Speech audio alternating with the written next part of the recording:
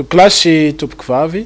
atolotra antsika indray ny arahaba amin'ny ity aly ny 17 ny volana janoary 2024 ity manaraka ny fandarana resao aloha itsika izay vokary ny télévision MBS ny fandarana resao aloha moa dia fantatritsika fa nanomboka ny fahavalo amby roapolo ny volana oktobra 2024 nitsahatra kely tsika tamin'ny fahavalo amby folo ny volana desambra 2024 dia miverina indray tsika zany manomboka anio faly miarabantsika nahatratra ny taona 2024 ary miraro soa atsika isa tokantrano enganika amboly isika avokatra iopy isika avanina ary hoambiny java-manasatra amin'ity taona ity fantatsika fa ny manolotra ny fandarana dia Vonson Drenjato Guy Maxime Galaiseno miarabanao tompoko miarabanao ihany koa nahatratra ny taona teny kely angamba ho an'ny mpanaraka atsika miaraba ary miaraba tratra ny taona noho izao fahatratrarantsika ny asaramanitra izao zava-dehibe loatra zany ary everiko fa hitondra soa antsika hitondra fanambinana ho antsika izao taona vaovao izao miaraba tompoko dia fantatritsika moa fa ny fandarana resao aloha ny nitondrantsika azy hatramin'ny heritaona dia resadresaka na causerie zany miresaka ny mahakasika ny fiainana ara-politika ny ara-ekonomika ny ara-tsosialy na ny eto an-toerana na ny anivelana manerana any zao tontolo izao iovakely ny endriky ny fandarantsika amin'ny ity taontia izay mirahalahy foana moa no nahazatra anao nandritry ny andiny fahenina ambin'ny folo zany fa manomboka amin'io farany herinandro io sy ny hotoiny dia misy vahiny zay anampy ao anatin'ny fanetanana an'izao fandaran'izao asaina zany ny mpanao politika asaina ny mpiantsehatra eo anivon'ny fikambanana maro samihafa eo anivon'ny vondrona zay na any anivon'ny fiarahamonina zany na eo anivon'ny sehatry ny asa-panjakana sy ny sisa dia rendrehetrareny zany no hiaraka nafana aminay mirahalahy amin'ny tia taona itya ny fandarantsika misy ihany koa no mety ho fandraisana anjara ny any ivelany zany na ny ataontsika hoe diaspora zay maniry mihitsy izy ireo tamin'ny fandarantsika farany teo Ndrenjato ny mba andray anjara amin'ity fandarana zay fantatra fa maro itsika no manaraka na amin'ny fahitalavitra eto an-toerana na amin'ny fitaovan-tserasera any ivelany na ny YouTube zany zay no ela fa fantatsika fa voaniditra ny taona dia mafapana ny raharaha politika satria misarika ny sain'ny maro am'izao fotoana zao Ndrenjato dia ny mahakasika an'ilay fanondranana volamena antsokosoko zay tratra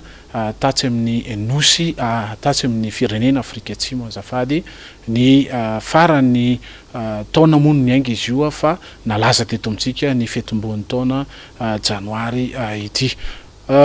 misarika ny sainy rehetra satria fantatsika ny hoe ity raharaha ity dia raharaha zay mampisaringotra olona maro am'izao fotoana zao ny fanadihadiana zay miroso dia misy olona valomena-da zany aloha no eto an-toerana ny fito eny Antsefa ny ray eny Antanimora ary telo ireo voatazona any amin'ny nosy any amin'ny firenena Afrika Atsimo azafady ny fantatra dia nanao ny dingana ny fanjakana malagasy ny amin'ny hoe isiny ny extradition reo lay trafiquant reo kanefa moa zany dia nandamoka izay fikasan'izay zay ny hoe la Ndrenjato fa miresaka volamentsika izay fantatritsika fa tena Madagasikara dia anisany nosy lehibe anankiray zay manana tahiry maro dia maro amin'ity resaka volamena ity district maro samihafa eto Madagasikara dia misy volamena Ndrenjato andeha ho resantsika satria zay moa ny ady hevitra am'izao tsika miteny zao misarika ny sainy maro tokoa ty raharaty manantitra ny araba ny tsy maintsy ambaratsika ty am-piandohana dia ny hoe ny raharam-bolamena ny fitrandrana volamena eto Madagasikara dia mbola ambara hoe paysannerie, zany hoe raharahan'ny tontolo ambanivohitra eto Madagasikara. Ary amin'izany endrika ananana zany dia tokony ho mora no manao ny kajikaja rehetra amin'ny fampidirana azy ity ao anivon'ny toekarena malagasy. Saingy tsy zany moa izy fa isika eto Madagasikara dia mametraka ny tontolo ambanivohitra olona bado, ary ny raharam-bolamena dia raharaha ny fanabadona. Ny dikany tsy tombo mihitsy zany ny fandraisan'ny raharam-bolamena anjara eo amin'ny herijika ny fampitomboana ny arikarenan'ny fahabe eto Madagasikara, fa mbola very anjeviny ity raharaha ity. Ny dikan'izany rehetrarehetra zany dia ny hoe ahoana ny fomba atao ahafahana mametraka ny toekarenan'ny firenena tahaka ny Madagasikara ho eo anivon'ny sehitry ny fanatontoloana, zany hoe sehatra manara-penitra.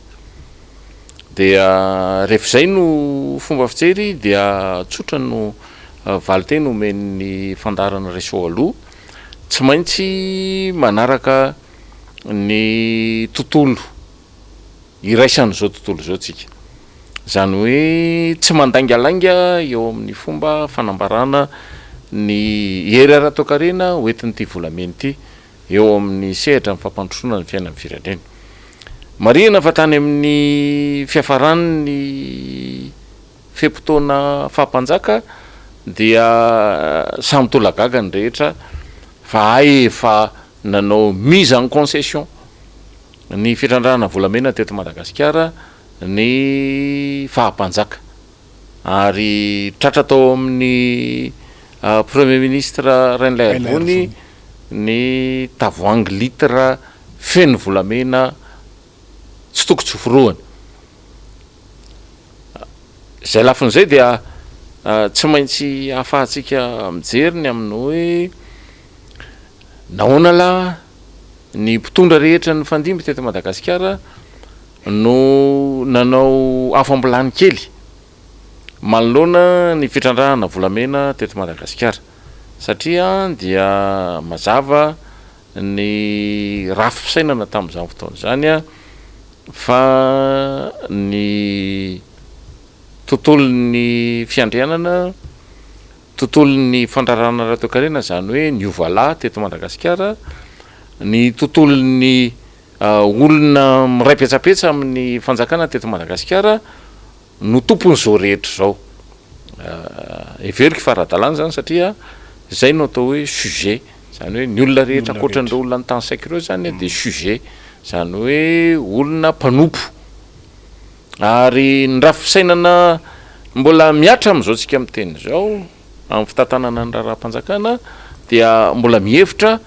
fa ny fanjakana, zany hoe ny tompomena kely tompomena be miara mitantana ao anatin'ny fanjakana dia ireo ny tompon'izao rehetra hitantsika fananany Madagasikara izao. Ny ankoatran'izay zany dia citoyen de seconde zone, zany hoe olona manompo ny mpitondra fanjakana. Zay zany dia mila ahitsy amin'izao vanim-potoana zao satria dia repoblika tsika, ary rehefa repoblika tsika dia ny repoblika dia fananany be sy ny maro, fananam-bahoaka. Ary amin'ny mahafananam-bahoaka azy zay dia tsy maintsy ny vahoaka iray manontolo no miara-mihevitra ny fananam-bahoaka. Fa eto Madagasikara moa zany rehefa hanao ny didohan'ny fanjakana dia mihevitra izy fa vatona tsindray hazana ny vahoaka malagasy iray manontolo. Ary amin'ny mahavatona tsindray hazana ny vahoaka malagasy iray manontolo dia tsy manana ny teny ambara manoloana ny arena sy ny fampaisana ny arena sy ny lalana mety izoran'ny arena eto Madagasikara ny vahoaka malagasy tsy mandady arina. Fahadosoana lehibe zany, ary zay fahadosoana zay no mila arenina amintsika miteny zao ny fanarenana azy dia everiko fa tsotra de tsotra tsika moa eto amin'ity fandarana ity tsika moa mahampanohitra atsika dia tsy niezaka mihitsy hatramin'izay ny joro conseiller ny fitondram-panjakana fa itsika de mpikororoka ny fitondram-panjakana satria zay ny anjara adidy raisitsika eo amin'ny fampandrosoana ny fiainan'ny firenena amin'ny ankapobeny miezaka mampiatra ny contradiction tsika zany hoe ny fifanoherana arakevitra eto Madagasikara nefa moa rehefa tena jerentsika ireto mpitondra fanjakana reto dia tsy mahatakajavatra mihitsy ny mpitondra fanjakana eto Madagasikara tsy miezaka akory ny manao analyse scientifique ny zavatra ny ainan'ny firenena hatramin'izay zavatra ny ainan'ny firenena hatramin'izay de mazava fa ny harem-pirenena eto Madagasikara dia harem-pirenena zay ahafahany vahoaka malagasy rehetra misitraka fa saingy tsy zany moa zany ny fomba nitondran'ny vazaha azy tsy zany ny fomba nitondran'ny tompo menakely sy ny tompo menabe azy ary tsy zany ny fomba nitondran'ny mpitondra fanjakana ny fandimby teto zay tsy mankasitraka mihitsy ny isiny ny herijika zany hoe ny change eo amin'ny fomba ivelaran'ny tsirairay amin'ny mahaolona azy sy amin'ny mahizy azy dia sahirana be zany ny fomba nitondranany fampandrosoana teto Madagasikara rehefa jerentsika amsaina tony ny zava-misy amin'ny ara-toekarena dia tsotra 1 euro égale 6 francs français 1 franc français égale 175 francs malgache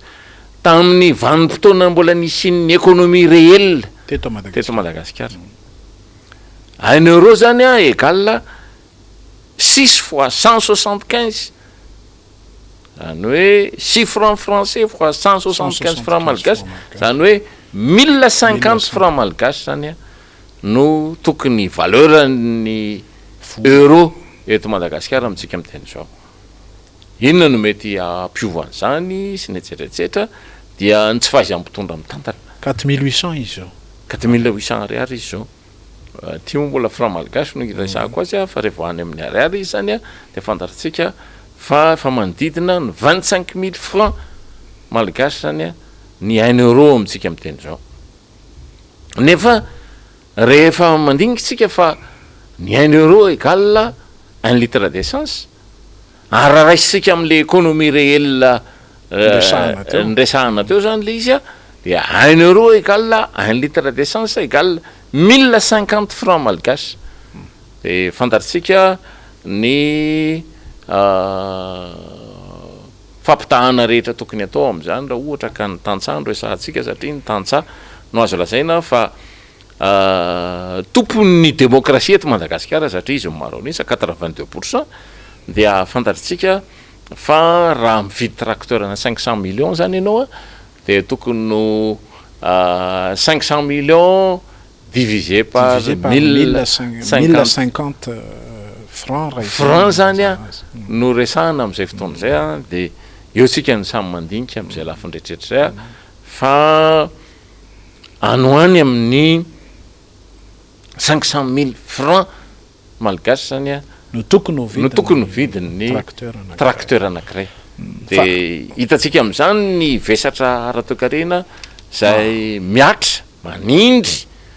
ny fianakaviana tsirairay eto Madagasikara manoloana ny tsy faizy amin'ny mpitondra zay indrindra mandresy lahatra ao anivon'ny fandrarana toekarena inona no ilana fandraisan-dahatra amin'izany lafiny zany de tsotra satria ny toekarena malagasy tamin'izany fotoana zany zay tsy neken'ny banque mondiale sy ny FMI ny amin'ny hoe fa maninona moa nareo no 1 euro égale 1050 francs malgache nefa ianareo tsy manana an'izao tsy manana an'izao ny arikarena faobe eto Madagasikara dia 1/5 no voavory de samy mihevitra ny olona hoe tokony tsoky zay zany ny valeurany Madagasikara de sady tsy mahay miadsika any amin'ny diplomatie hoe ny arenany Madagasikara zay tehiriziny ty tany zay ananantsika maro any an-dranomasina sy ty ambonin'ny tany tahaka ny ala sy ny etsetratsetra dia tsy vitany no manao ny mise en valeur satria tsy ananatsika ny inventaire ny arenatsika tsika zany tsy manana an'izany raha raisitsika ny volamena de zay anisany tsy ananatsika zany valeur zany tsy ananatsika zany inventaire zany tsy ananatsika ny inventaire ny tena tanjaka ny toekarena malagasy dia ataon'ny olona hoe artificiel zany io lay 1 euro égale 1050 francs malagasy io dia ahotsany ny toekarena malagasy de efa nilasitsika tany amin'ny vanim-potoana lavalava tany hoe lehilahtsika raha ohatra ka afaka miala amin'ireo banque mondiale sy ny FMI ireo ary lehilahtsika raha ohatra ka mahatana n'io valeuran'ny FMG io amin'io endrin'io fa tsy maintsy manao glissement hatrany amin'ny 5000 ariary zany hoe 25000 francs de efa zay izy zany zao 1 euro égale 1 litre d'essence égale 25000 francs zay indrindra ny tiako anoizana azy satria miresaka momba ny arena kibon'ny tany ianao ny ambonin'ny tany sy ny arena an-dranomasina ihany ko raha ny évaluation nataon'ny Union européenne de tsy latsaky ny 500 millions d'euros isa-taona ny arena an-dranomasina very eto Madagasikara raha iverenako ty raha volameny ty ndrenjato dia 4 millions 500 millions d'euros eo ny lanjany ekena telo amby fitopolo kilao mahery teboka 5 ty raha ty raha miresaka ny momba n'ilay hoe évaluation de ressources aurifères misy eto Madagasikara zay tsy natao nandritry ny taona ianao ity raha ty raha jerena ny tahiry dia raha miverimberina eto Madagasikara satria raha miresaka Dubai tsika dia misy ny fanambarana nataon'ny Dubai ny amin'ny hoe raha tamin'ny taona 7 ka hatramin'ny 9 dia efa mahatratra hatrany amin'ny 30 tonnes d'or no nivoaka teto Madagasikara raha misy nefa mifanambarana ataon'ny banque centrale eto Madagasikara dia vitsy de vitsy ny tahiry mbolamena misy ao aminy zany rehetrarehetra zany olana ara-pitantanana eto amin'ny firenetsika tratra ity raha ty am'izao tsika miteny zao ary ezahany fanjakana moa no miezaka ny amin'ny hoe tsy maintsy atao zay ahatratrarana ny ao ambadika izao raha zao maro ny fanehoan-kevitra maro samihafa fantatsika hoe ny fandarana maro mandeha am'izao tsika miteny zao de tena mikororoka mihitsy raha izay no lazana azy an'ty raha ty ny ainga tenenivo ny elany teto Madagasikara mbola tsy fantatra ny tompony hatramin'izao tsika miresaka zao andrasana amin'ny 2 febroary moa ny fitsarana ao Afrika Atsimo zany dia misy ny fanelanelana nataon'ny fanjakana malagasy inona no mety hitranga manoloana n'izany rehetra zany satria ny vaovao ananatsika dia ny Interpol de efa mirotsaka ao anatin'ny fanadihadiana ihany koa am'izao tsika miteny zao fantatsika fa misy firenena maromaro zany zay cible zany hoe kinendriny fianakaviam-be raisam-pirenena ho mpanao tao foana eto ambonin'ny tany anisan'izany ohatra ny zavatra tranga tany Liban fantatsika fa ny zavatra tranga tany Liban dia azo lazaina hoe nanararoatra ny zavatra nitranga le bomba nipoaka tao amin'ny seranatsambo iray tany Liban zany tany Beyrouth ny fianakaviam-be raisam-pirenena nahafahana nanery ny fanjakana tany Liban ny amin'ny hoe tsy mety tsony ny fomba ahafahana manotrina ny fanjakana libanais fa tsy maintsy misy fanadihadiana tena lalipaka ary samy ny hevitra ny rehetrrehetra tamin'izany hoe raha ohatra ka akipony maso dia ilay hoe Liban fotsiny ny soloana fa tena ny zava-misy eto Madagasikara avy hatrany no tena any mbiany an-tsain'ny olona rehetra amin'izay fotoana izay dia ikoa maina aza atao a fa nitranga zany ty raharaham-bolamena ity dia jereo ny similitude zany hoe ny fitovian'ny fomba fihetsiky ny fianakaviam-be iraisam-pirenena mpitantana n'izao tontolo zao amin'ny alalan'ny globalisation zany a sy ny zava-nitranga tany Liban dia fantatsika fa rehefa nitranga ny raharaha dia tonga ny Amerikana tany tonga ny président Macron tany Liban dia avy eo tonga ny sekretera mpanjakana lefitra Amerikana nijery ny raharaha ary rehefa nitranga ny tany Afrika Atsimo le volamena naondrana teto Madagasikara dia tonga avy hatrany koa ny solotena avy eo amin'ny sekretera mpanjakana Amerikana na ny FBI mihitsy azy dia fantatsika fa ny FBI moa zany dia misy fifandraisany amin'ny département d'État dia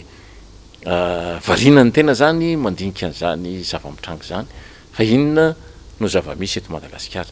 ny zava-misy eto Madagasikara ve efa mitovy amin'ny zavatra mitranga ny Afghanistan efa mitovy amin'ny zavatra mitranga ny Liban efa mitovy amin'ny zava-mitranga ny Libye efa mitovy amin'ny zava-mitranga ny Syrie efa mitovy any Irak sy ny Soudan sy ny etsetraetsetra dia iveriko fa zany no zava-misy satria ny fandrindrana ny zava-mitranga nitranga miseho eran'izao tontolo zao a dia izay no ahafahana manadiady ny zavatra mety hitranga na zavatra mitranga any amin'ny firenena iray dia fantaritsika fa raha samy nieritreritra ny rehetra hoe ho afaka mamepona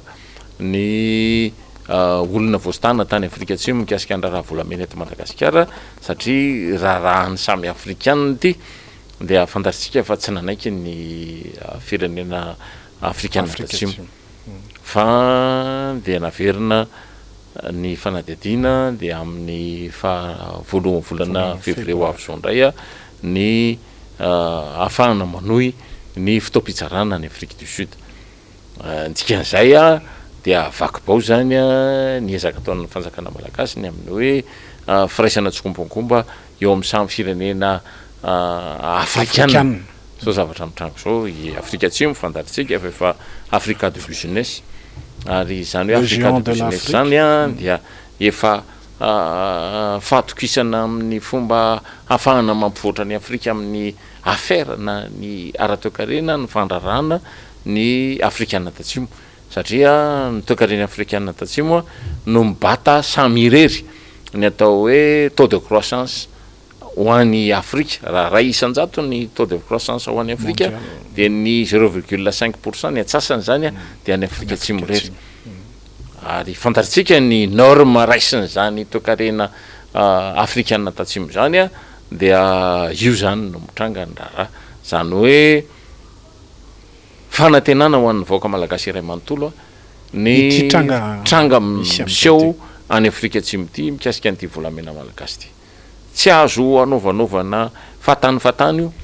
fa raha ohatra ka misy ny zavatra tokony iekekeloka dia avy hatrany tokony milaza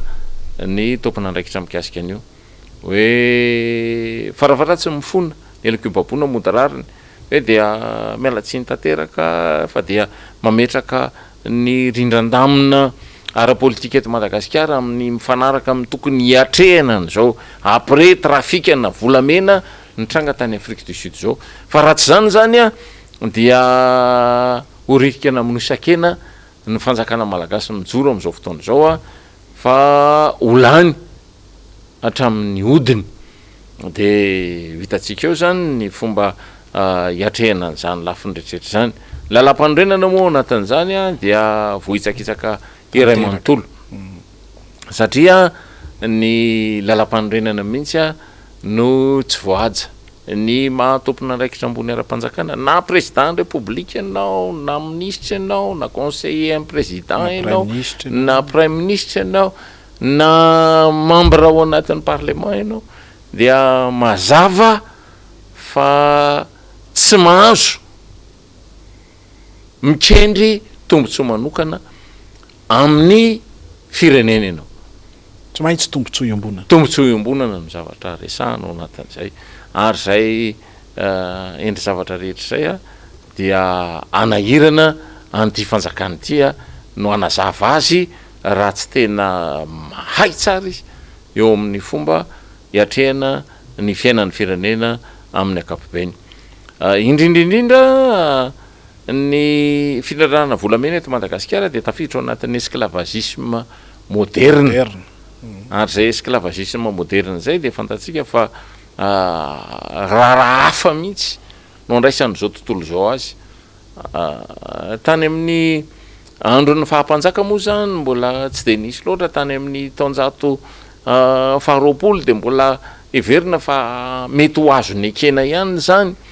indrindraindrindra ny fanjanahantany tranga teto amin'izao tontolo zao a de mbola atao anatin'ny vanim-potoana ny taonjato fa 7 sy faharoapolo a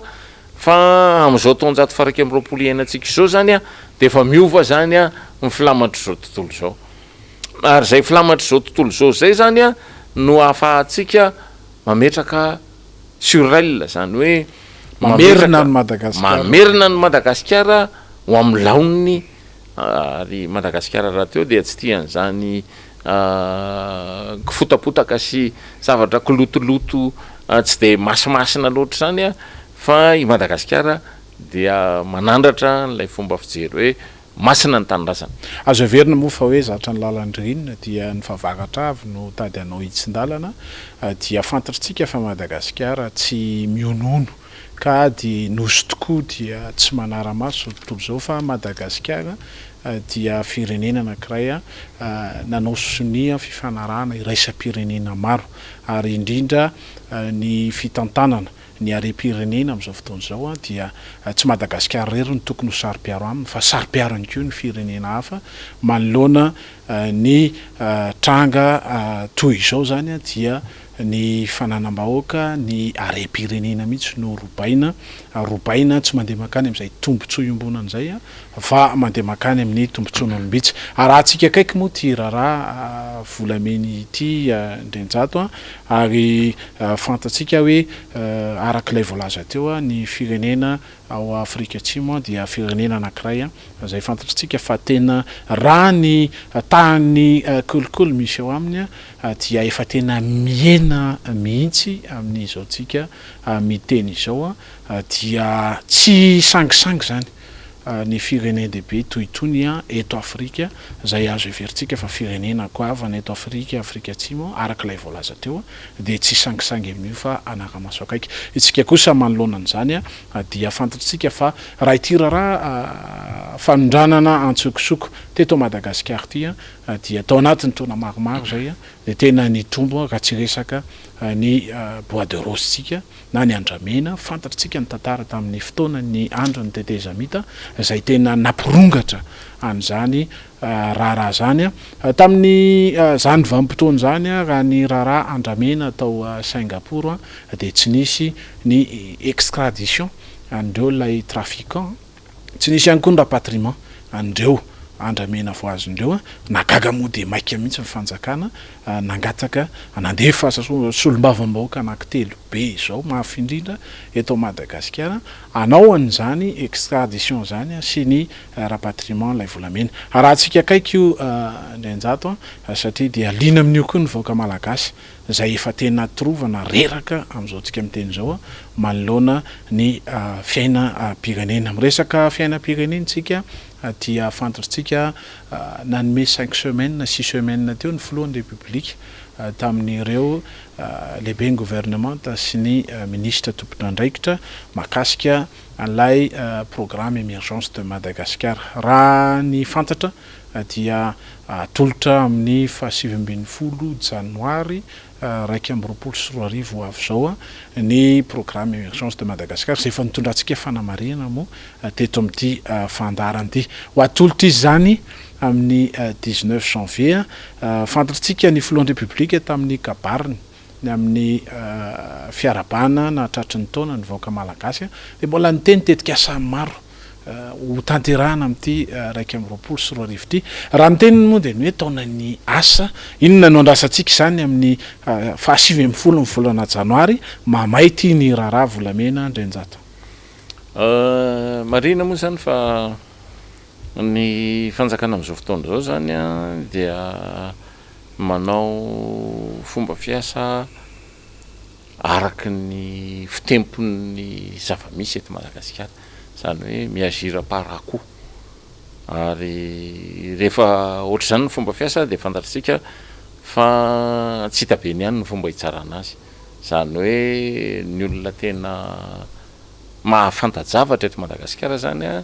dia na hitsara ny fanjakana io raha manahirana azy satria raha ohatra ianao ka ilaza hoe zao zany tsika vao anao an'izany plan émergence Madagasikara zany a de efa mifanohitra amin'ny lalam-panorenana zany satria ny lalam-panorenana de milaza fa ny président de république vaovao dia manangana ny programme général de l'État ary ny programme général de l'État zany a dia ametrahan'ny premier ministre programme de mise en œuvre PMO ary ny programme de mise en œuvre iny zany noentina makeny amin'ny assemblée nationale dia iny le kabary tatitra zay hoentin'ny président de république efa malina amin'ny solombavam-bahoaka. Président de république tsy afaka manao débat amin'ny assemblée nationale satria mandraran'izany a ny lalam-panorenana de eo tsika no mitanaka mihitsy zany hoe inona ihany ary zany ty zavatra mitranga eto Madagasikara ty manoloana ny fomba fiasan'ity fanjakana ity. Rehefa jerentsika zany ny zavatra ataon'ny fanjakana dia tsy fantatra be ny ihany zany ny tiany atao, anao fanjakana parallèle ve izy sa anao gouvernement constitutionnel ve izy sa anao fanjakana hiditra makany amin'ny 6e république. Tsy fantatra tsony zany ny zavatra ataon'ny 5e république, zavatra ataon'ny fanjakana satria mazavany ny fomba firesaky ny olona amin'izao fotoana zao hoe ny fomba firesaky ny olona zany de ny hoe inona no andrasana amin'ity fanjakana ity manoloana n'lay promesiny de manova indray zany izy zany so hoe manova indray izy promesse vaovao mampitombo manatombo moa izy zany hoe tia indray zany ny zavatra ataony anao programme émergence Madagasikara zany izy PEM de inona zany le programme général de l'État de inona le IEM de inona le IEM nanovana propagande de inona le plan Marshall de fangaro boraka ohatran'izay zany ny zava-misy eto Madagasikara. Tsotra nefa zany ny zavatra atao ary ny fomba handikanana ny zava-misy eto Madagasikara tsy hain'ny fanjakana ny miaina atao anatin'ity fanjakana malagasy ity ary tsy fantany ny tokony ataony manoloana ny toeraraha-pirenena satria raha mamaky fotsiny ingatsika ny fanondranana antsokosoko ny bois de rose teto Madagasikara dia tamin'ny andro niteteza mita amin'ny BDB ary somary nieny zany tao anatin'ny fanjakan'Andriamatoa Rajaonarimampianina fa miverina en force zany tamin'izao république taria faefatra tarihan'Andriamatoa Andry Rajoelina zao. Raha tombanan'ny olona de tany amin'ny 12 000 conteneurs tany ny bois de rose mivoaka teto Madagasikara ary ny commission sy ny vidin'ny conteneur ray dia mananonanika any amin'ny 1 million de dollars any. Raha 12 000 fois 1 million de dollars zany dia 12 000 millions de dollars. Zany hoe 12 milliards 12 milliards de dollars zany. 12 milliards de dollars. Zany hoe 6 années budgétaires eto Madagasikara. De fa maninona raha tsy tafavoaka zany ny firenena malagasy. Zany hoe mahazo enitaona tombony isika. Mahazo enitaona tombony isika zany eo amin'ny fomba hiatrehana ny fampandrosoana eto Madagasikara. Nefa dia tsy zany ny zavatra mitranga. Me mahantra ny vahoaka malagasy ary me manan-karena ny fanjakana malagasy ary mpitondra eto Madagasikara ary tahaka ny hoe tsy mitantana ny Madagasikara izy fa efa manomana ny deuxième mandat tsy misy any vahoaka malagasy 520 tapitrisa na 30 tapitrisa zay zany ny zava-misy ary rehefa mitondra Madagasikara tsy misy vahoaka ianao a de zao zany ny zavatra mitranga tsy rarahanao ny vahoaka na manana misy hoanina na ary vava masika zany a tsy rarahanao ny vahoaka na isafidy any amin'ny CVO na andeha ho any amin'ny CVO mbola vidina na andeha ho any amin'ny chloroquine tsy rarahanao ny vahoaka malagasy na mampiditra ny zanany mianatra tsy mampiditra ny zanany mianatra na misakafo na miatsara velatsia ianao amin'ny hoe de c'est vite eo aloha natao fa any amin'ny telo volana faharoa nareo zany hoe fa tapitra zany zao le telo volana voalohany miverina mandofo ramma zany ny vahoaka malagasy amin'izao fotoana zao de tsy rarahany ianao na hoe efa nahazo remboursement tamin'ny tombotsoa tokony efa ho azonao satria ianao nandray anjara tamin'ny knapsa tsy rarahany zany fa ampisamborony vola fotsiny ianao de tsy maintsy mamerina am'ty volana janvier ty tsy rarahany ianao na mahaloa jirama na tsy mahaloa jirama fa nomeny fotsiny ianao fa afahana tsy mandoa jirama fa manomboka mandoa ianao am'ty volana janoary ty dikan'izay zany dia tsy nitantana ny vahoaka malagasy mihitsy ity fanjakany ty hatramin'ny joromy teo satria sady tsisy tombotsoa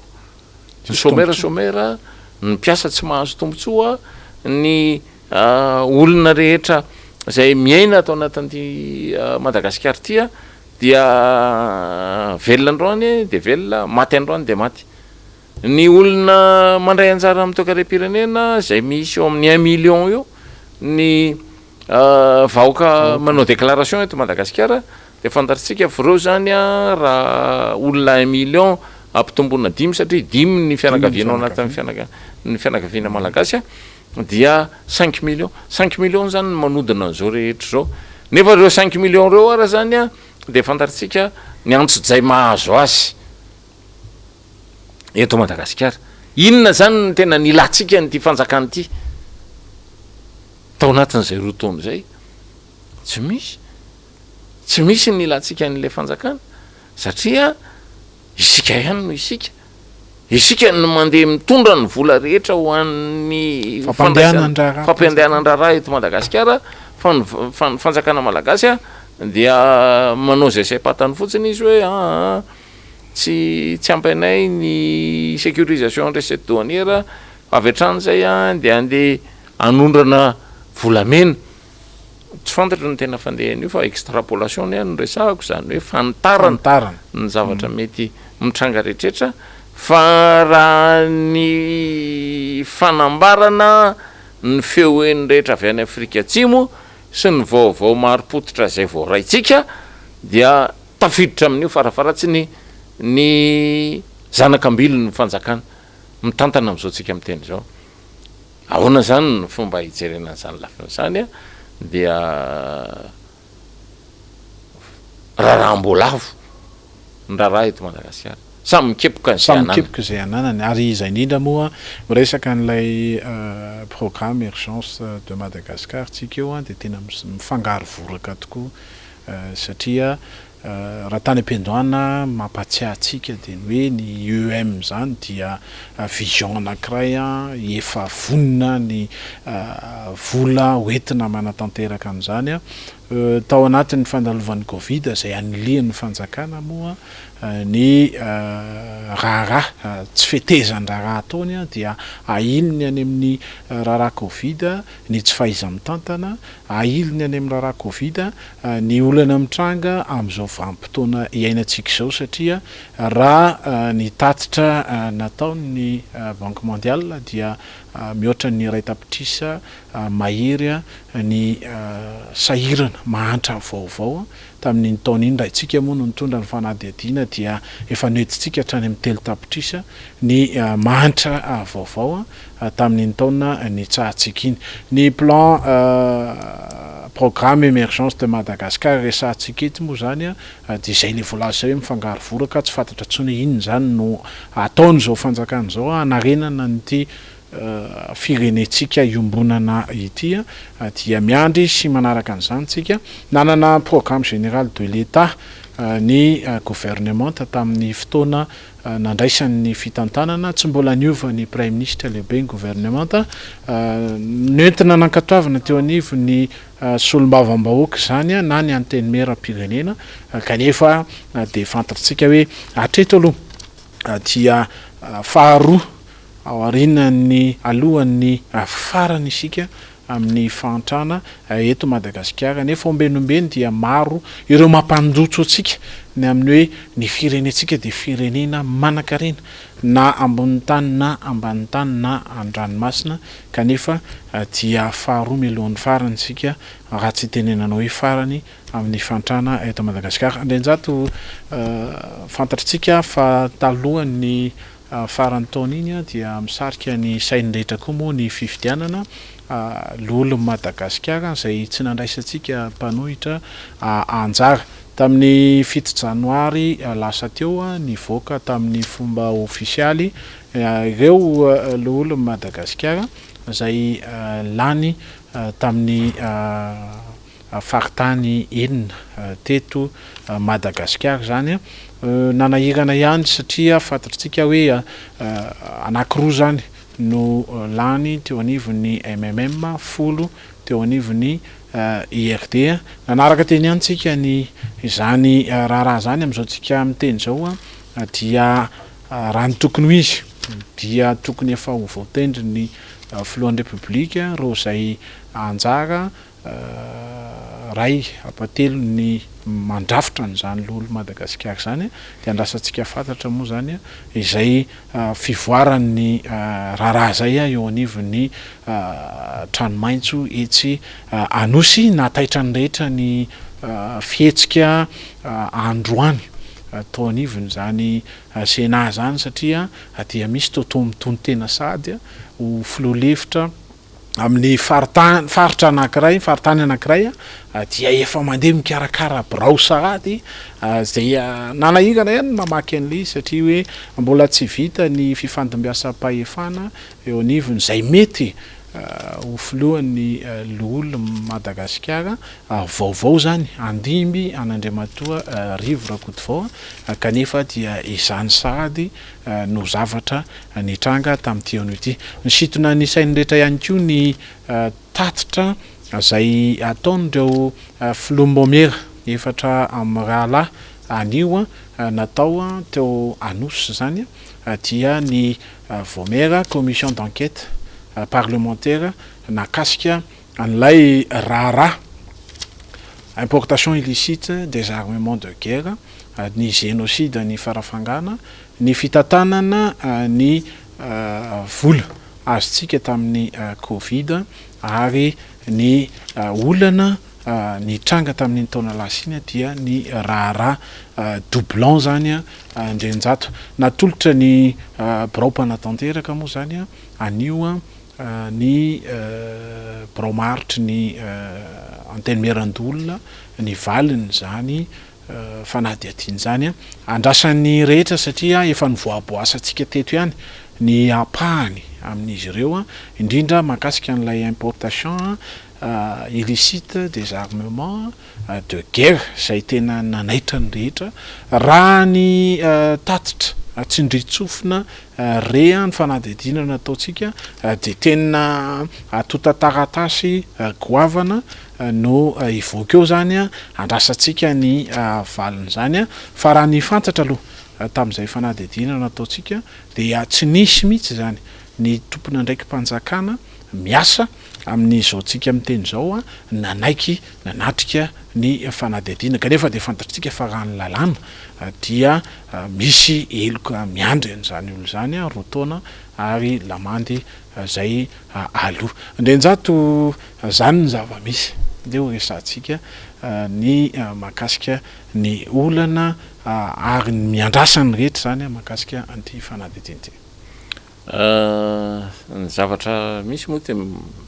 raha ngasy hatrany zany ny zavatra mitranga eto Madagasikara aloha ary io no mahakivy ny vahoaka malagasy amin'ny fanarahana politika amin'ny ankapobeny ninina zavatra mitranga nefa dia tsy mahazo kivy ambony ihany ny vaoaka malagasy satria dia tonga amina kiondalana iray tsika izao ahafahana tena mampivoatra ny fiainan'ny firenena araka ny tokony ho izy satria dia reo ny tambandrosa sosialy, reo ny fahalalahana amin'ny fanaovan-gasety, reo ny fahalalahana amin'ny teny ary efa leopantsy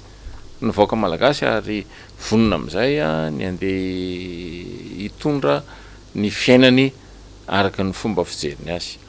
Dia everiko izay fanantenana lehibe zay no mampirisika ny rehetra tsy ho kivikivy foana manoloana ny zavatra mety hitranga amina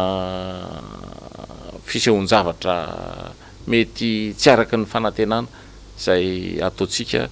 na ataon'ny mpanao politika na ny mety hitranga eto Madagasikara amin'ny ankapobeny. Marihana fa ity Madagasikara ity zany dia tsy an'olombitsy ity, repoblika ity, atsika rehetra ity, atsika rehetra ity, zava-bahoaka ity. Ary fantatsika fa raha isika rehetra tonga taona hiasa aza ny manao fotsiny ny déclaration hoe manao fanambaram-pananana dia mandohetra sy ny etsetratsetra dia avy hatrany dia tokony hiodiny ity toe-karena malagasy ity. Araka nambarako teo hoe ny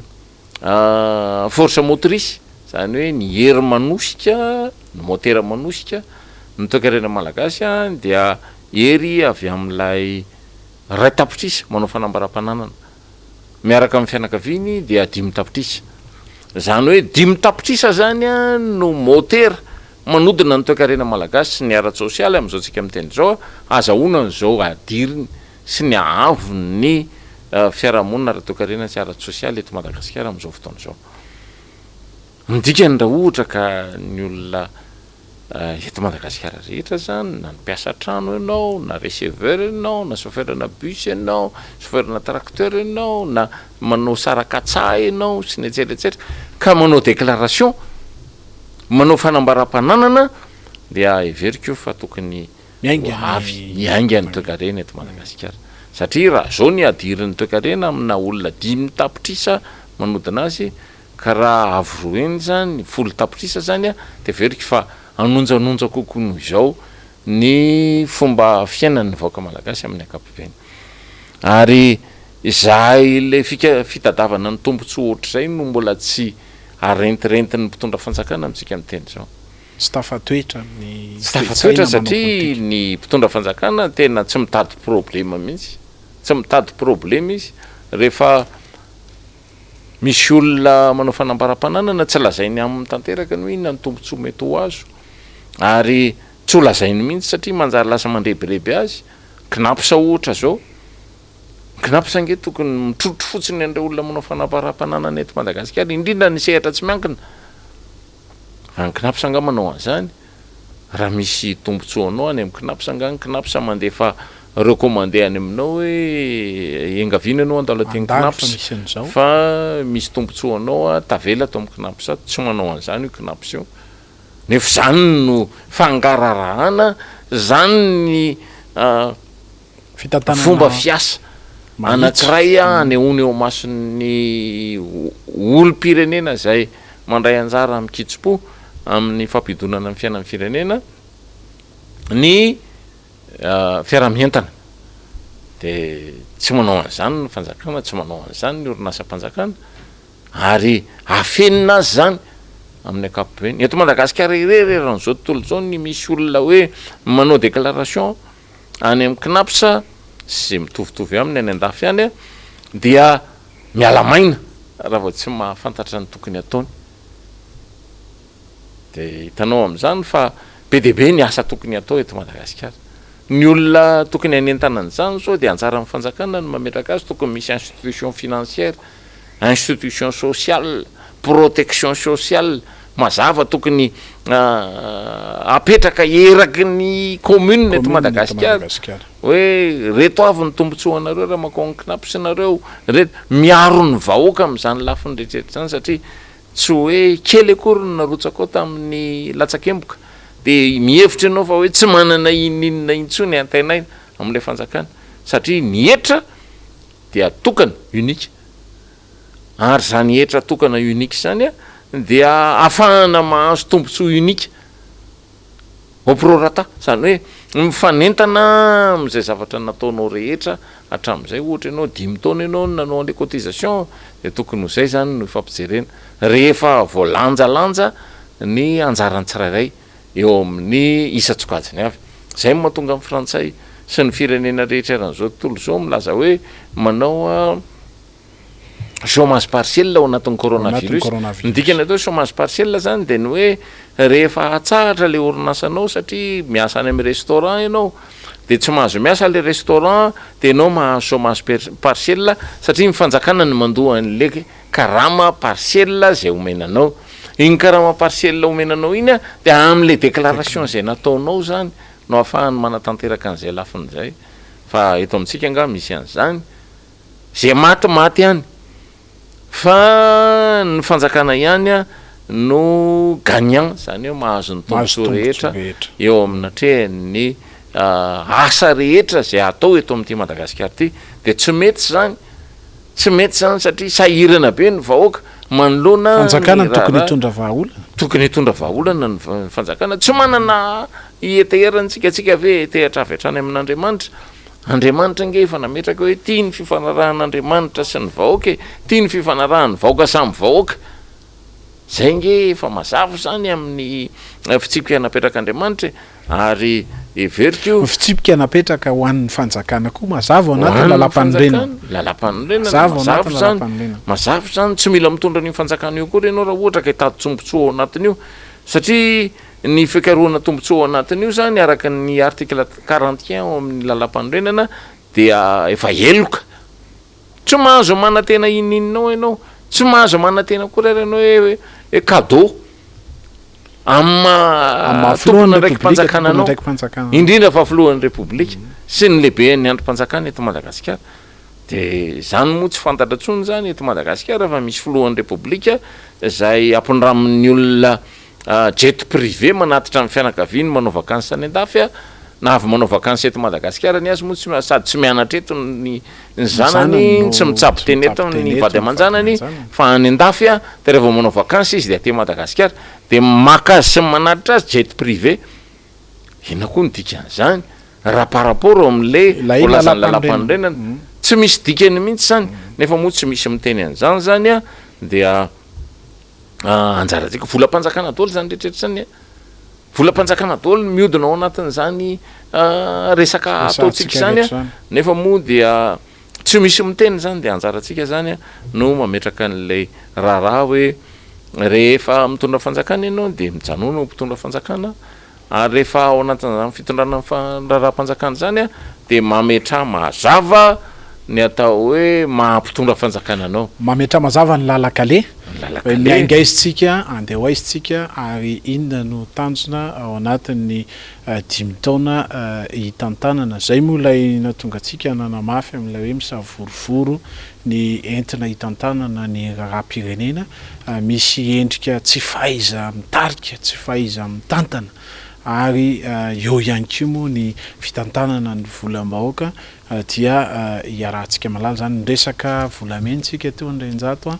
zay fantatritsika hoe Madagasikara anisany manana tahiry betsaka raha nanao fanadidina makasika ny commune Antsakabary zay fantatritsika fa anisany commune anankiray mamokatra volamena betsaka eto Madagasikara dia rehefa natao ny fanadidina de indrisy fa na ny risy-torina miverina amin'ny fitrandrahana ao anatin'izany commune zany dia tena mampalahelo satria dia tsy arakaraka ny volamena mivoaka ao anatin'ilay commune ny tamberina miverina eo anivon'ilay commune anankiray Antsakabary fantatritsika de ny lalana mandeha makany Majunga iny rehefa mandalo amin'ny tsenitsika dia tena sarotra mihitsy ny mamakivaky ny lalana irahantsika malala zany dia zany no zava-misy eto amin'ny firenetsika makasika ny fitantanana ny arem-pirenena. Indrenjato amaranantsika azy androany rehefa ny filohan'ny repoblika mijonijonina ny isiny fanovany ny gouvernemanta. Tsika moa tamin'ny taona lasa iny de efa nanao tombanezaka fo ihany raha mahakasika ny reto gouvernemanta ny Tsay Christian resantsika reto ina azo ambara satria andeha any amin'izany ny filohan'ny repoblika. Verenao kely angamba Guy Maxime Ralesa eny mikasika an'ilay volamena teo. Ty Madagasikara ty mantsy zany Madagasikara nambaran'ny docteur Joseph Rakotondrany hoe masina ny tanindrazana. Ary rehefa miresaka an'izany dia tsy tsika vaoaka malagasy ny tena mahafantatra ny fahamasinan'ny Madagasikara fa ny olona mpiafy tonga eto Madagasikara. Le Antsakabary resanao io mantsy Guy Maxime Ralesa eny de any amin'ny faritra Sofia io. Le Atanimbary mantsy ay Atambarina tsy amin'ny RN4 lalana RN4 le Antsakabary io. Ary ny tompon'ny fiarina ankapobeny any Antsakabary zany dia tsy teratany malagasy fa olona mpiafy. Ary tena feheziny tanteraka ny arikarena sy ny fiarina rehetra ao anatin'izany Antsakabary zany. De manomboka manao ny lalànany zareo zany hoe rehefa tena mitoto tany izy ny amin'ny tsy ahafahan'ny fanjakana malagasy mihitsy miditra ao anatin'ny Antsakabary io. Ary misy samilaza mihitsy fa rehefa fanjakana malagasy ny tafiditra ao anatin'io Antsakabary io de miongana rava mifanjakana rava mifanjakana. Zava-dozy zany ary veriky fa tokony ahatonga saina ny vaoaka malagasy zany lafy-javatra rehetra zany. Fa rehefa miresaka an'le fanontaniana tao moa le hoe fanovanan'ny gouvernemanta de za mihevitra hoe sao de le président république mihitsy ny heritreritra hoe tokony hijanona izy sa hitoetra fa tsy hoe ny gouvernemanta nanaovana ankilabao amin'ny zavatra rehetra mety mitranga satria ny président république tsy nahazo sary an-tsaina ny heviteny rehetra napetraka tamin'ny fanakianana nataon'ny mpanohitra tamin'izany fotoana zany tamin'ny herintaona lasa no nanovan'ireo ho diaspora zany hoe olona tsy mahafantatra ny raha-pirenena mihitsy io nalain'ny président république ireo ao anatin'ny gouvernement io. Tsy malala ny réalité. Mahay izy mety ho mahay izy fa tsy fantany mihitsy ny doiaviny tongony manoloana ny zava-misy eto amin'ny fiainan'ny firenena. Iza zany ny tokony ho diso amin'izany le membre ny gouvernement sa le président mifidy azy de apetrako zany baraingo zany zany eo amin'ny fomba hiatrehana ny fiainan'ny firenena satria sao de manao an'le rarahana Antsakabary izy mangalatra indray no avava manoloana ny fiainan'ny firenena. Tadio fa any amin'izany faritra Antsakabary zany na any amin'izany faritra atsara tanàna zany miala eo an-dranomamy mandrapatonga ny 72 kilomètre ange zany lalana zany fa impraticable nandefa émetteur-tany zay tamin'ny vanim-potoana sasany ho an'ny télévision sy ny radio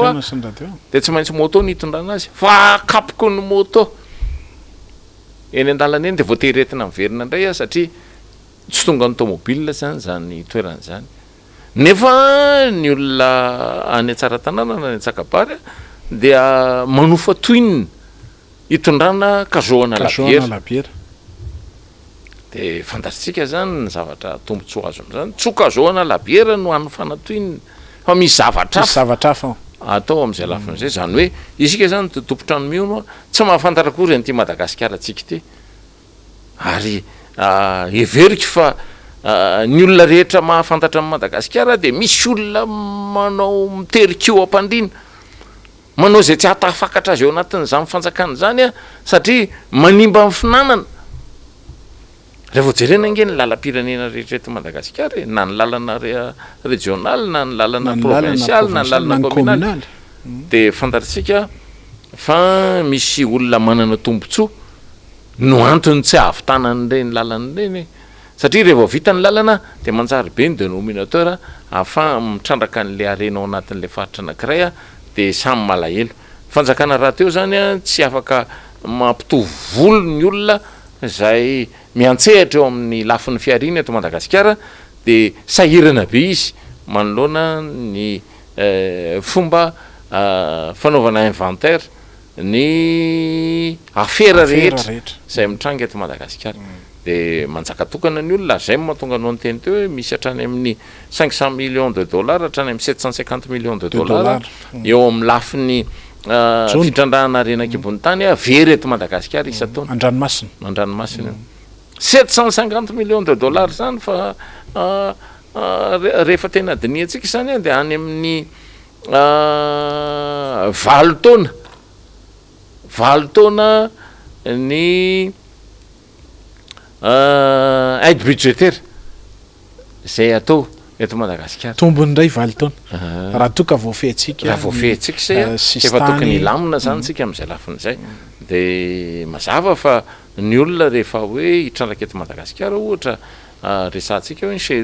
Sherita nge mahavita miantoka ny herinjiron'ny fitanana ny Toamasinarimanontolo fa maninona nefa arenan-kibony tany eto Madagasikara nitrandraha ny société nationale microman dia tsy mahavita akory manamboatra ny lalana any Breville makaty Ambatondrazaka zany indrindra tsy vitany akory zany fa maninona zany nefa ny arena avokany ao microman de tsy tanono ary zany uniformisation na ny fametrahana norme eo amin'ny fomba fahafahana mitantana ny Madagasikara manoloana ny arenan'ny Madagasikara zany a de mbola tsy tsika zao zany no afaka miteny hoe io fanjakana io no miteny mankinginina reo fa tsy mahay na tsy zany zavatra atao fa tokony misy ady hevitra misy ady varotra ato tombotsoa zay tokony fanaovana eto Madagasikara eto afahatsika tena mametraka ny Madagasikara amin'ny toerana tokony isy azy satria zay no andrasan'ity Madagasikara tsika ty zay olona tokony manana an'izany programme zany no mijoro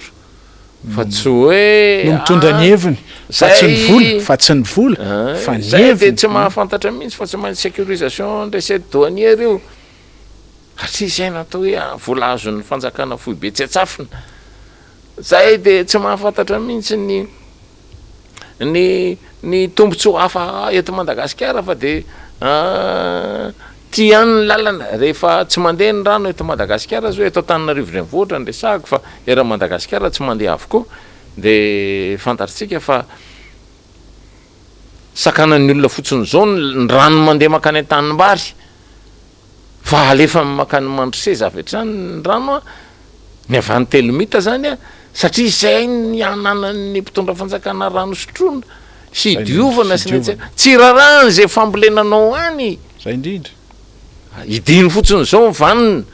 de io mahatonga ny renirano Kiopus ny renirano Sisony tsy misy rano amintsika miteny zao satria mila midio zany mpitondra fanjakana fohy be ary ny olona tompona andraikitrany amin'ireny société d'état reny de tsy mahafantatra fa tsy mipasopasoka fotsiny pasopasoka mitsotsoka ny fomba ahafahana miatrika ny fampandrosoana ny vatany satria rehefa tonga ny fepotona farany de fantany ny lalana tokony izorany ary fantatry ny olona mpiara-mitsikombakombo zany hoe atreto ihany ny zavatra ilainy rangaty de atreo ihany izy notronona de rehefa vita say de miala ny olona de mivoaka malagasy no mitondra ny taolambetsy mitapaka eo amin'ny fomba ijerena ny fiainan'ny vaoaka amin'ny ankapobeny dia izay indray no mamarana ny fandarantsika ny amin'ny an'io toboklasy tokovavy ny anarana moa toy ny tanimbanjo ary afa lay tanimbary resantsika teo dia afa antsakabary kanefa de tsy tongatonga ho asany rehetra zany fa resantsika atao anatin'ny fandarana tamin'ity an'io ty mba alalantsika ihany koa ny zavatra misy marina eto amin'ity firenentsika ity de mametraka ny mandra-piaona isa tokantrano iray tompoko lasy tompoko vavy mandram-piaona andrianjato vonison veloma tapoka